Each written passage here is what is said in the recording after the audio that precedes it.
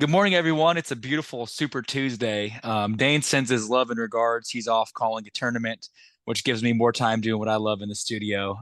Today's one of those days that I've been looking forward to for a very, very long time. When Dane and I set out to do the show a couple years ago, we had some bucket list items. One of our bucket list items was, of course, POD and see there. And there's a group that we followed for many, many years called Skindred. Talk about rocking your faces off and also doing it with love, bending genres, and I've been doing it. One of the what I call the OGs does lots of reggae, actually ballads, does great hip hop, old school and current. Plus, even has that new metal sound.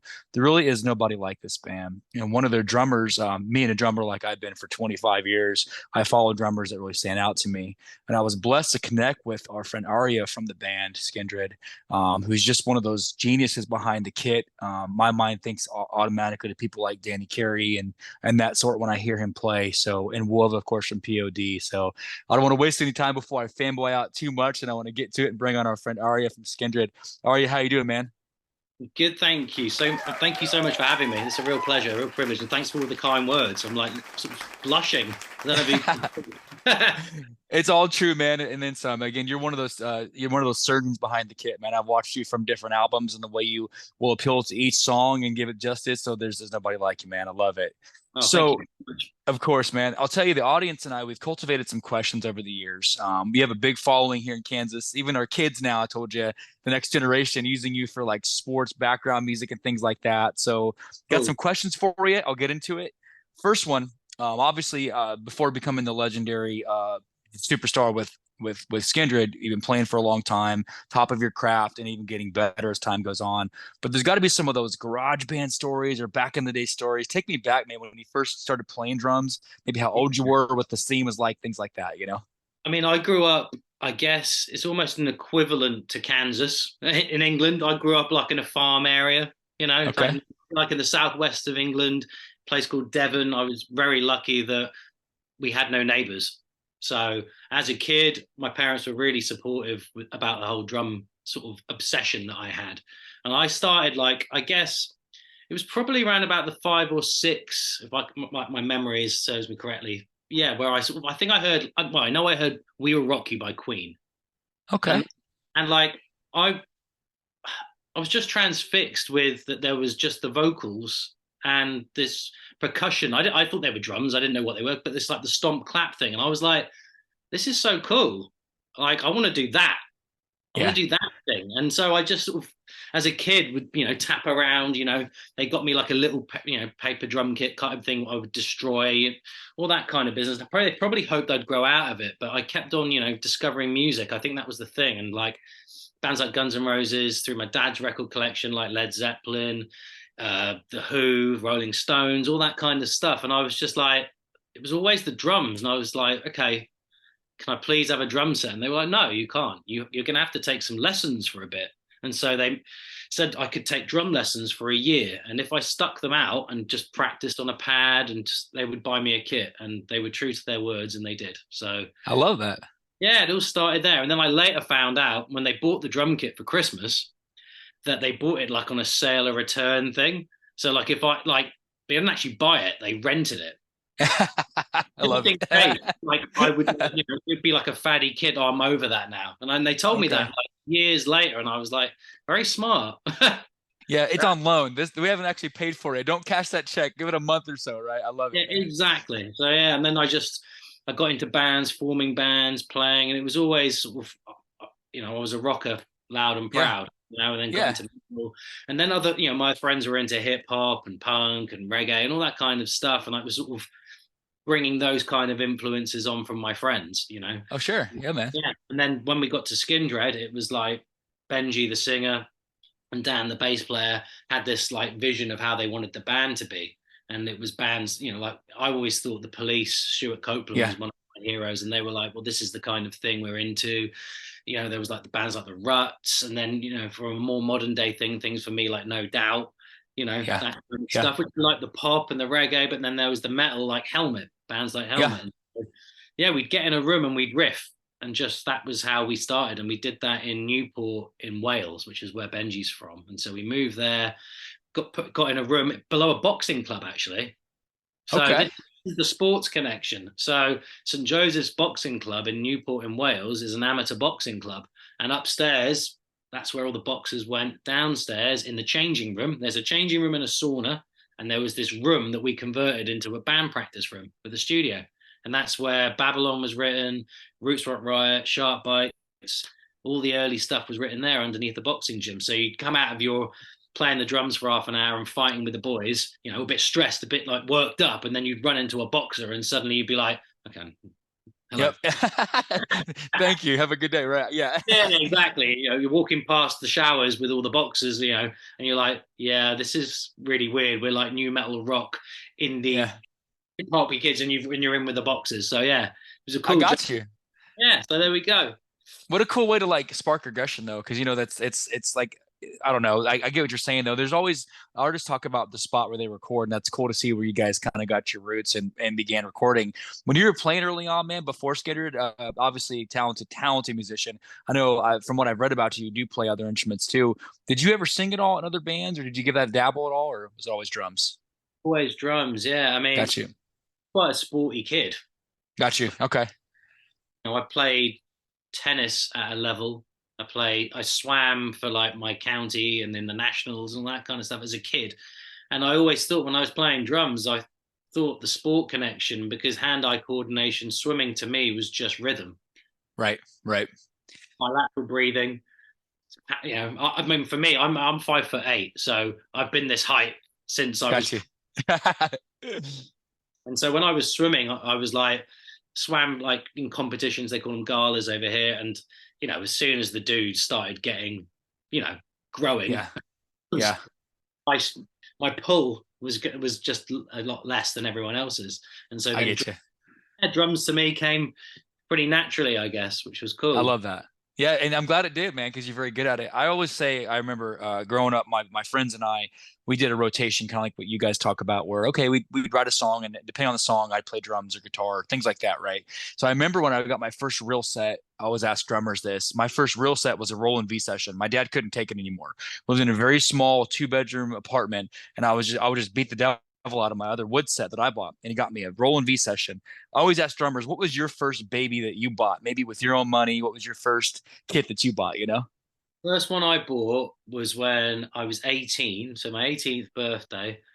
My parents gave me, I think it was at the time, 500 quid, which was a lot of money at the time. And I was lucky, like, because birthdays were never like a really big thing in the house. Like, you get a card and maybe a present, but 18 was like the big one. You've And arrived. yeah, and they were like, "Do you want driving lessons?" And I was like, "I'm not interested in that. I want to buy a drum kit, like a good drum kit." And I was working at the time, washing dishes and doing odd jobs, so I'd saved up quite a lot of money. They gave me some money, and my dad drove me down to this shop in Plymouth, and I got a Premier Janista or Oh, Janista, which was yeah. it was about £1,000. So yeah, they matched me, which was like I said, a lot of money, and I still have the kit. Oh, that's awesome, man. That's awesome. Do you record with it still, or is it more just a practice kit? It's in storage, in hopefully not rotting. Got you. I got you. Hasn't I love been it. a while, but it's still there, and I get attached to things like that. Oh I'm yeah, that's your starter. Like started your career. If you think about it, can't get rid of that. that was the first proper one, like the first Oh, lover. that's very cool. When I think about gigs over the years, man, and I've watched you guys play some amazing gigs, right? Very, very legendary shows. Every artist also has kind of a different sweet spot for them. If you were to look over your career, maybe it's a small venue, maybe a local one, maybe a big one. What's been one or two of the most memorable gigs for you so far? And it could be a different band, but just for you as an artist. So I think in terms of this one always sounds like a boast, and it's not meant to be a boast. It's just so ridiculous. There's a festival called Polish Woodstock, and yeah, we've had twice. And I think the second time we headlined it, it was us headlining one day, and the Prodigy were the other night, the night before or afterwards. I can't remember, but there were 750,000 people there. wow, wow, And so when I say it, like I say, it doesn't mean to sound like a boast, but that is probably the one where you would say to someone, oh, if that someone asks you, what do you do? You go, well, I play in a band. Oh, what kind of band? I've never heard of your band. You go, well, we've played in front of a few people. Yeah, It's man. like the Hadouken, you know, like that was Yeah. like a massive moment for us. But I think personally, in terms of a gig, there's a venue called Brixton Academy in London, and we've headlined that a bunch of times. And that to me is, I live quite close to there now. The last 10 years I've lived in London. So that's almost become like a hometown gig for me. And I love that. it's an amazing venue. The new album Smile, the artwork, the front cover with all the speakers on there, that's a Yeah. real Yeah. painting, and that's outside Brixton Academy. Oh, very cool. I didn't know that. That's a cool connection, the history of it. By the That, way, man, you should boast. You should not have any hesitation. You've earned that right. The kids over here call it humble brag. You've earned that right. It's a humble brag, man.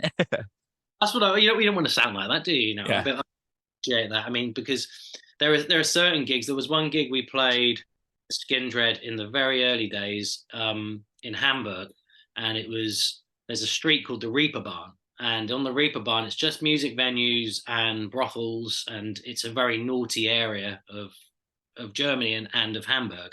And there was this particular club called Molotov. And downstairs, it was a tiny little club. We played a show, the four of us, and after the show, we got off stage and we're like, "That's probably like the best show we've ever played."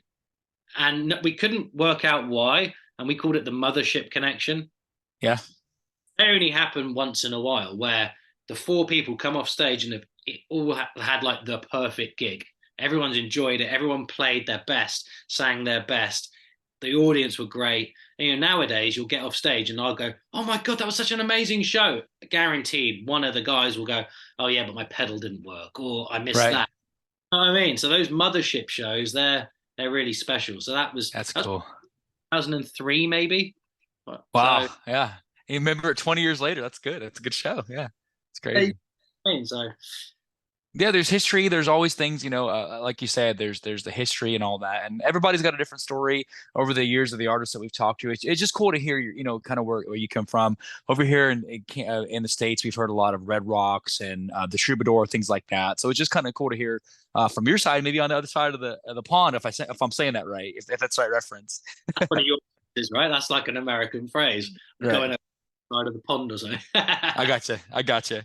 Man, I'm curious too, musician wise. I know you mentioned Stewart, right? I grew up, I'll never forget, I grew up when I first heard Lateralist. That's what got me playing drums. Danny Carey, shout out, respect. I knew like that mark, okay, this is what I'm going to do. It's some facet of my life, right? There's got to be a couple artists. I know you mentioned Stewart. Is there maybe a couple, two, three, four drummers that have really left a mark on you that have impressed you, Yeah, of course.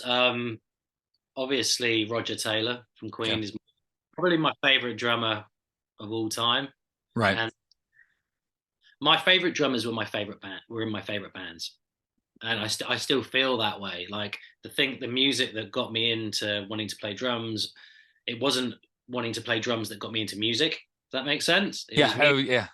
So it was Roger Taylor, still is. I just think he's amazing. He's probably the most musical player for me. Like, plays for the song but has chop. Just the whole presentation. I think he was like just looked so cool as well. Yeah. Playing Oh, yeah. Phil Collins, love Phil Collins, Genesis and solo stuff. I think a pioneer of both sound, and if you talk to anyone on the street and they'll go, "Play me a drum fill," 9 out of 10 will do "In the Air Tonight." Right. Right. Right. Outside now, and someone would know what I mean. And so I think that is just the ultimate gift as a drummer. Um, Probably John Bonham. Well, definitely John Bonham. Like I say, Stuart Copeland, Keith Moon. I think probably shout out to both Stephen Adler and Matt Sorum, because I was Oh, a yeah. massive his freak. Loved them. And it's funny actually. I saw an interview with Matt Sorum, um, and he was talking about when he thought he made it, like as in when he felt the first thing of success. And he said it was when the NFL played. Someone did a touchdown or something, and they played Right. Right. Yeah. Yeah. the fill to "You Could Be Mine." And I was like, the same thing as Phil. Having that kind of signature sound, I think, puts you in, you Right. know, Yeah. such a hard thing to do. So respect to those guys.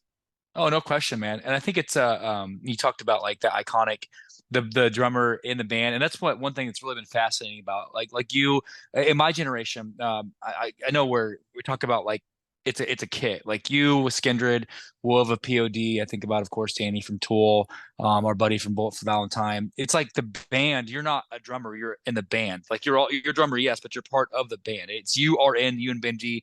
It's like you can't separate that. The Rev, if you go back to early Event Sevenfold days, these drummers are iconically part of the band, the writing process, the whole deal. So I kind of get what you mean when you look at Queen, where the band made you want to play, and I really I respect that. I get that. I understand what you mean.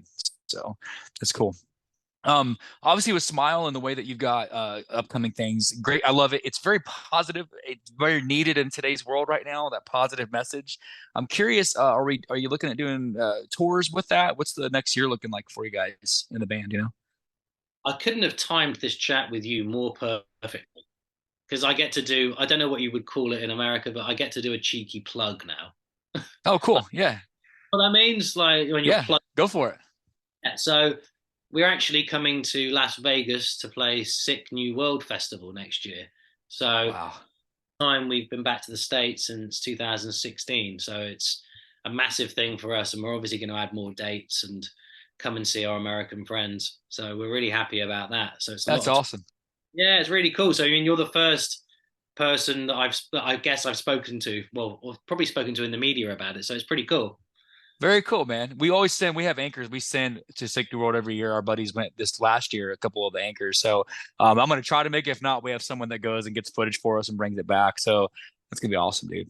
Yeah, well, I'd love to meet him anyway. It'd be nice to say hello. Yes, man. I hope for that. Again, the album, I love it. I tell people, and again, you rest assured, we're in this circle in this show. You're very well known. I don't know who at this point doesn't know about your style. But when I break it down, I'm like, okay, what are you into? They'll say, oh, I'm into reggae. Okay, I got you. Into rock, I got you. Into metal, I got you. And in the lyrical content too, man. There's something about how you guys will take a dark subject and make it positive. One of my favorite recent tracks from you guys is "If I Could." I play that quite often. That's a very good relationship mending song. I love how it's so melodic, and then you just hit it hard when you come in, and it tells a story about overcoming things. Right? There's whatever mood you're in. My daughter's a big fan of Big Tank. That's her favorite song by you. So it's just everybody's got a little something they love from what you do. You know. So I mean, that's um, what to have that, and I feel as we're getting older, the band's been around for a long time now, and so people are bringing their kids to the shows. We played in the UK just at the weekend, like I said, and there are fans that we're accessible people, so we know our fans. We know the yeah, people coming to the shows for the last 20 years. They're now bringing their kids, and their kids aren't little kids. Their kids yeah, are like people. I yeah. mean, like adult kids, teenagers. It's like, and they've got their own songs, and it's funny when you talk to them, what's your favorite song? So it's a lovely thing that we've crossed generations there. Yeah, like if I ask my buddies in my age group, they'll say something like "Nobody" or whatever. But if I say my daughters and their teammates and all that, they love the heck out of. They're like, oh, we just love anything with a cat. I think it's a drill man with you guys. It's funny, and then they love the music. It's just too funny. Now, there's a segment, Arya, I promise you, in interviews that you've done. Me and Dane are willing to bet currency on this that you've never had a segment like this. There's a segment that we do called Rapid Fire. Now we're going to make you laugh. And the way this segment works is we actually bet on what we think you're going to say. The audience gives us questions to present to you, and it's 5 random, rapid, weird questions that you have to answer. Okay. Now we'll keep it PG, but it's really weird. Now we already have our picks. Dane and I have already bet on this. And imagine past or present, time doesn't exist. You can just step into any world or metaverse and these things can happen. Okay. So got to pick one of the two. So first one, you're called up. They ask you to step away from behind the drum kit for a night, and they ask you to actually take over lead singing duties for one of these two bands just on the spot. You got to do it. And, similar wheelhouse to the style, you're asked to step in for the great Josie Scott of the original Saliva, or you're asked to fill in for 311 for the night. Which one are you going to fill in for the night? 311. Got you. Okay. I actually had you for Saliva. I did, man. So Dane had 311. So Dane's up on me for one. So. Do I have to give my reason, or can I just? No, you don't have to. But if, I'm open to it if you want to say it. So I could dance better to 311. So if I'm having to sell myself as a okay, I could sell myself as in 311 better than Saliva. I love it. Okay, got you. So here's the next one. So this is legendary. I knew based off of some of the some of your musical styles and tastes and all that. This next question. You're going back into the late 60s, early 70s. Now check this out. You're asked to co-write one of these two songs that you will later become one of the biggest hits of the time, right? So you could actually go back into the 70s and be responsible for co-writing Heroes by David Bowie. Classic. You can be a part of that. Or I know your Queen reference, but We Are the Champions by Queen. You get to co-write and make that one of your hits. You say you wrote it. We Are the Champions or Heroes? That's really hard because I love David Bowie and I love Heroes, but I have to be true to myself, so it'd have to be We Are the Champions. Also, Good. Both of these are sportsing songs as well, right? Right, they are. Do this in the States where you play We Are the Champions and tunes. So yeah, I mean, I think I'm winning either way with those. Yeah, you know? Yeah. I had you for Queen. Dane had you for David Bowie, so I'm up one on Dane. But yeah, it's definitely the sports reference. The way we do that, there's a lot of like motivational songs that will back up, sports things. So you're spot on. Next one. Okay, check this out. So a lot of times artists are called up to do cameos, movie roles, actor parts, things like that, right? So you're called up and they say, hey, Arya, we'd like you to be sort of an extra, but also not an extra in one of these two iconic franchises. So option one, you can be a stormtrooper in the next coming Star Wars movie. Very cool. Or you can be one of the main ninjas in a Bruce Lee flick from back in the day. You can travel back in time. You can be a stormtrooper in modern day if you want to, or be a ninja that Bruce Lee has to fight back in the day. Stormtrooper, ninja, which one are you going with? Ninja. Got you. Okay, I got you. I actually had stormtroopers, man, so I'm losing on that one. Time if I'm a ninja, right? Okay. Yeah. Right. Like my body type right now is probably a little more tubby than the ninjas back then, so you definitely know it was me. With a stormtrooper, you definitely know it was me. So I got you, man. I love it. Two more. Last two. You're called up while you guys are here doing, maybe touring circuit or whatnot. They say, hey, we need to borrow you for a celebrity judge competition of some obscure sports, not your typical, NFL or MLB. They say, hey, we need you and Benji to come help us judge these two off the beaten path sports. You can step in for the day and be a part of a celebrity chess match. And the two people playing chess is Morgan Freeman and Adam Sandler. So they're playing chess. You can judge that. Or over here, you can be a part of a water polo match between Seth Rogen and Joe Rogan, the podcast guy. So you can watch the chess match and do that, or you can be the water polo judge. Which one are you going with? I'm going to do chess because I think just Morgan Freeman will be so relaxing playing chess.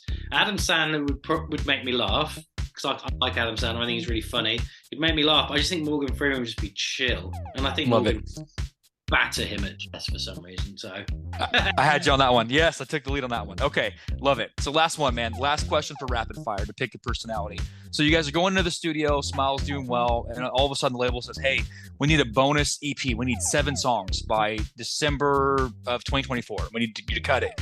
But they give you a topic. You can only write the entire EP about this one topic and nothing else. Your topic is either A, various types of salsa dip, like for chips, or B, various types of chips, like Funyuns or Cheetos and all that. So you can write an album about salsa or an album about different types of chips. You guys got to make an album. Which one are you going with? This is really good. This is a really good one. This is my favorite one so far as well. Crisps as well. This is the thing. And so, I mean, I'm going to go with the chips. I think just because I can bring a British element to it, and then I think like salsa's salsa, right? Right. We can do French chips, we can do American chips, British crisps, Indian poppadoms. There's lots of, I can go different cultures, so that ties in with Skindred. I'm like, salsa's cool, but nah, this is chips, yeah. I love it. And think of the content. You could have songs like I'm Broken, I'm Falling Apart, all these song titles, So it's pretty good. Well, hopefully, thank you, Ari. Hopefully in interviews you've done, that's a little segment we try to set aside that you haven't had something like that before. So thanks for being a good sport. Yeah. It was rogue. I like it. Good. So last segment, man, this is the closing segment of the episode. We do something that's called open microphone or open mic. And the point of why we do this and why we've done this over the years, people that, whether it's aspiring artists or musicians or, athletes, our goal really is to talk about how you have the courage to do what you do. So if you were to go back and maybe tell your beginning self, or those listening that want to step into a role like you one day, maybe a piece of advice, what's some words of wisdom you might pass on to someone? Um, I would always say, as practice obviously your craft and get as good as you can, but practice being a good person because you'll get further for it, I think. And it's for me, drumming, I never wanted to drum by myself. Drumming to me was a team sport, and Yes, sir. to be liked by your teammates, otherwise you haven't got a gig. So it doesn't matter how good you are in this, living in this team element that we do with Skindred. If someone's not that cool, then you don't want to hang out with them. And I'd say that to lots of musicians. I say that to them all the time. Is like, get really good, but just be cool. Don't bring your attitude. Don't bring a sense of entitlement. Just work hard, keep your head down, be nice. Obviously, be focused and be great, but you can do that with class and dignity and respect. And I think that's the best thing to do. I love that, man. Just be cool. I couldn't say it better myself. And there's something about what you represent, and we are very, very big and vocal on that with this show too. We feel like the only thing that should stop someone is their attitude, their effort. Everything else, who you are, what you feel, what you believe, all of that, that shouldn't stop you from bringing everyone together, right? And that's what you guys do so well worldwide. It just embodies the spirit of what we try to represent. So I love it, man. So. Well, Ari, man, I hope you know that this has been another bucket list item for me. I appreciate this beyond words. Please let it be known that if you and the boys ever want to stop by again, let's be sure we stay in touch. We're friends online and that. Let's make this a recurring thing, and I hope we can do it again sometime. Okay. So, And if you want to talk to any of the boys, just let me know and I'll send them your way. it's very kind of you, man. I definitely being able to watch what you've done for so many years. You were honestly, and I love the whole band. I actually intentionally went after you, and much love to Benji and everyone. I'm a big fan of musicians and bands. I like to share the stories that maybe sometimes you don't hear is in the forefront. So this is why I do what I do. I like to talk to musicians. That's my thing, man. So. No, I appreciate your time and having me. I really, really do. Thank you. Of course. Well, of course. All right. Take care. Much love. Hope you guys get some rest. Can't wait to see you stateside. We'll try to make it to the festival and some of the things that you're doing. So we'll be in touch and much love and have a great day. Okay. So thank you, sir. Yes, We'll be in thank you. touch. Cheers. Have a great day. Welcome to drop off. So guys, that's Arya, man. I'm telling you, just one of the greatest influences in modern rock. There's a way of um, he carries himself. They've been doing this at the top of their craft for decades, and they're still young. And that's one thing I love about these type of bands and things that we do here is when it's a band who starts off young, and they're a lot of us in the show we're in that same age bracket now, and they just keep getting better and better and more seasoned is what I call it. Music technology advances, people just the way that they just capitalize on their skill. Benji's one of the best writers I've ever heard, and he can write a song for every type of mood, everything. I mean, old school hip hop, reggae, rock, ballads, even a little bit of like almost I want to say techno-y type stuff. These guys just do it all. Arya is one of the best drummers I've ever seen. I mean that when I say his style.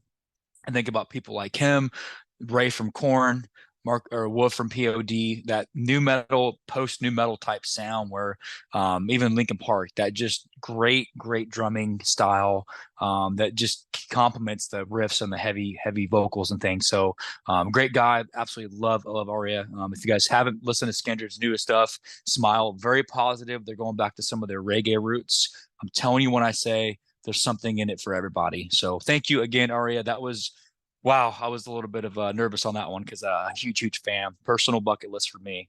Dane missed out on that one. Guys, to top off today's Gigantosaurus day, we've got our friend Miranda Maverick, the UFC phenom, stopping by tonight. So we'll save some of that for this evening. Just don't forget, as always, thank you again, Arya, Skindred, all of you worldwide that listen. Don't forget that we love you. And if Dane was here, he would say, thank you for listening.